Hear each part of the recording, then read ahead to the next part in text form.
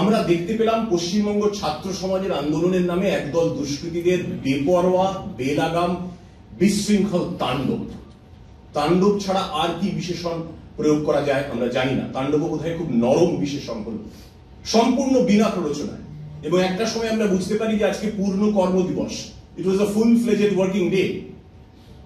আমাদের অ্যাকশন নিতে হবে। এই দুষ্কৃতি নালে এমন কিছু ঘটনা ঘটিয়ে ফেলবে যাতে সাধারণ মানুষের, আজকে প্রচুর মানুষ কাজে বেরিয়েছিলেন, সমস্ত দপ্তর খোলা ছিল, একটা কর্মব্যস্ত দিন, সেইখানে অশান্তি করে এমন একটা পরিস্থিতি তৈরি করার চেষ্টা হচ্ছিল যাতে এমন কিছু ঘটনা ঘটে যায় যে সাধারণ মানুষের কোনো ক্ষতি হয়ে যায়, বা পুলিশকে এতটা প্ররোচনা দিয়ে দেওয়া যায় যাতে পুলিশ এমন কিছু করে ফেলে যাতে আন্দোলনকারীদের সুবিধে হয়। পুলিশ সেই ফাঁদে পা দেয়নি।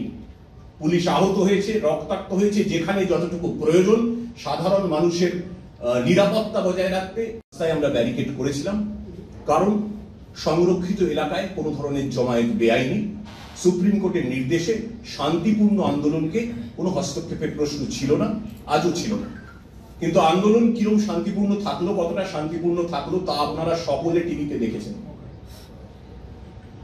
আন্দোলনকারীরা এলেন, পশ্চিমবঙ্গের ছাত্র সমাজ উই ওয়ান্ট জাস্টিস প্ল্যাকার্ড নিয়ে, তারপর ব্যারিকেড ধরে সাঁতরাগাছি হোক কি হাওড়া ময়দান হোক কি ফোরশোর রোড হোক, ব্যারিকেড ধরে তারা ঝাঁপানো শুরু করলেন।